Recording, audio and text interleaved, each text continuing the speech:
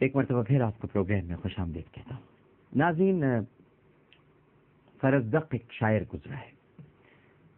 شاعر آزاد ہی ہوتے ہیں، لیکن اس زمانے کا آزاد سے آزاد آدمی بھی آج کے بڑے قطب غوث سے بھی اونچا درجہ رکھتا ہے. اس لیے کہ اس زمانے کے آزاد آدمی کیا تھے ذرا سن لیجیے. فرزدق بیوی کے جنازے میں شریک ہے. امام حسن بصری رحمہ اللہ تعالی وہ بھی موجود ہے. حضرت حسن بصری علیہ رحمہ نے کہا فرزدق لوگ کیا کہہ رہے ہیں. اچھا، فرزدق کو فرزدق بھی کہا جاتا ہے. تو کہنے لگا کہ لوگ آج یوں کہہ رہے ہیں کہ اس جنازے میں ہمارے شہر کا سب سے بہترین انسان آیا ہوا ہے، اور میری طرف اشارے کر کے کہہ رہے ہیں کہ سب سے بدترین انسان بھی اسی جنازے میں موجود ہے. امام حسن بصری علیہ رحمہ نے ارشاد فرمایا، تابعی ہیں بہت بڑے. اچھا یہ بتا، چل چھوڑ لوگ کیا کہہ رہے ہیں، یہ بتا کہ تو نے پھر آج کے دن کے لیے کیا سامان تیار کر رکھا ہے. انہوں نے کہا کہ اے امام، میرے پاس کچھ بھی نہیں ہے، بس اسلام میں بوڑھا ہو گیا ہوں. میرے پاس کچھ بھی نہیں ہے، بس اسلام میں بوڑھا ہو گیا ہوں. اسلام کا بڑھاپا میرے پاس ہے، اس کے سوا کچھ نہیں. جب انتقال ہوا تو خواب میں ایک آدمی کو ملا. اس نے پوچھا کہ اے فرزدق تیرے ساتھ کیا سلوک ہوا. کہنے لگا کہ اللہ پاک نے مجھے اپنے سامنے کھڑا کیا اور ارشاد فرمایا، اے فرزدق تو نے حسن سے کیا بات کہی تھی یاد ہے؟ میں نے کہا اے اللہ، میں نے تو حسن سے کہا تھا کہ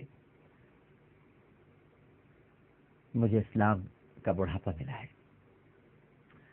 اللہ سبحانہ و تعالیٰ نے ارشاد فرمایا، جو تو نے حسن سے کہا تھا بالکل اسی طرح میرے سامنے دہرا. فرزدق نے کہا کہ میں نے دہرایا کہ میرے پاس اسلام کا بڑھاپا ہے اور اس کے سوا میرے پاس کچھ بھی نہیں ہے. یہی میں نے امام حسن بصری سے کہا تھا. اللہ سبحانہ و تعالیٰ نے کہا، جا فرزدق، تیری اسی ادا پر میں نے تجھے معاف کر دیا. تیرے پاس کم از کم اسلام کا بڑھاپا موجود ہے. احیاء العلوم میں لکھا ہے ناظرین کرام کہ فرزدق اپنی بیوی کی قبر کے پاس جا کر اکثر یہ شعر پڑھا کرتا تھا، جس کا ترجمہ ہے، اے اللہ، اے اللہ، اگر تو نے مجھے معاف نہ کر دیا تو قبر کے علاوہ قبر سے زیادہ تنگ جگہ اور بھڑکنے والی آگ کا مجھے خوف ہے. اے اللہ، اگر تو نے مجھے معاف نہ کیا. ناظرین کرام، یہ خوف، یہ میرے پاس صرف اسلام کا بڑھاپا ہے. اب دیکھیے، یہ دیکھا جائے تو بہت ہی معمولی سی باتیں ہیں ان لوگوں کے لیے جو بڑے متقی پرہیزگار اور تقوی میں ہی ساری زندگی گزار دیتے ہیں، لیکن اللہ کی پریویلیج اور اس کا استحقاق، اس کو کس کی کون سی ادا پسند آ جائے، کس لمحے منہ سے نکلی ہوئی کون سی بات جہنم کا گڑھا بن جائے اور کون سی بات جنت کا باغ بن جائے. اسی لیے تو کہتے ہیں کہ زبان کی حفاظت کرنی چاہیے. دیکھیے فرزدق نے کیسی بات کہی. اللہ سبحانہ و تعالیٰ نے کہا میرے سامنے دہرا، اور جیسی دہرائی فرمایا، جا میں نے تجھے معاف کیا. ایک شخص نے ایک بزرگ کو وفات کے بعد خواب میں دیکھا اور پوچھا کہ اللہ سبحانہ و تعالیٰ نے آپ کے ساتھ کیا معاملہ کیا.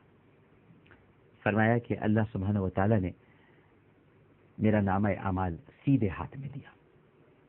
اس میں مجھے اپنی ایک لغزش نظر آئی. ذرا انداز گفتگو دیکھیے کہ اس میں مجھے اپنی ایک لغزش نظر آئی.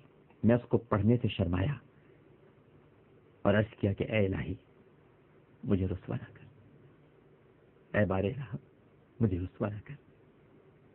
ارشاد ہوا ناظرین کرام کہ جب تو نے یہ فیل کیا تھا اور یہ فیل کرتے ہوئے جب تو مجھ سے نہیں شرمایا تھا، اور میں نے اس وقت جب تجھے رسوا نہیں کیا تھا، تو آج جب تو مجھ سے شرما رہا ہے تو میں تجھے کیوں رسوا کروں گا؟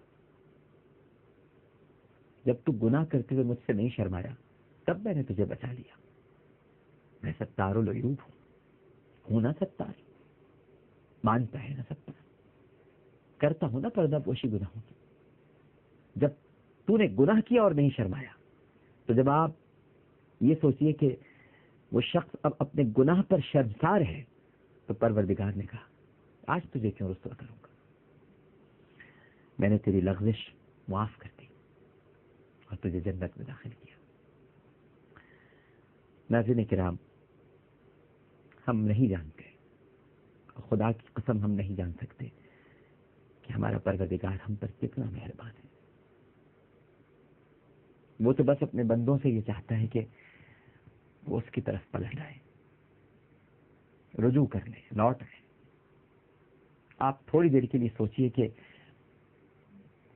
کسی عام انسان کے سامنے آپ کھڑے ہو جائیں اور آپ کی کوئی لغزش، کوئی غلطی اسے معلوم ہو، تو وہ ذرا دیر نہیں لگائے گا دنیا کو بتانے میں تاکہ آپ کو بدنام کر سکے. لیکن وہ جو قادر ہے، جو ہر شے پر قدرت رکھتا ہے، آپ اس کی شان کریمی دیکھیے کہ آپ گناہ کرتے ہوئے جب نہیں شرماتے اور جب اس کی بارگاہ میں کھڑے ہو جاتے ہیں اور سب کچھ واضح ہے، کھلا ہوا ہے، سامنے ہے، تب بھی وہ آپ کو رسوا نہیں کر رہا، تب بھی وہ آپ کو بچا رہا ہے. کوئی ایسا مہربان؟ ہے کوئی ایسا کریم؟ اور کوئی ہو سکتا ہے ایسا مہربان؟ اور کوئی ہو سکتا ہے ایسا کریم؟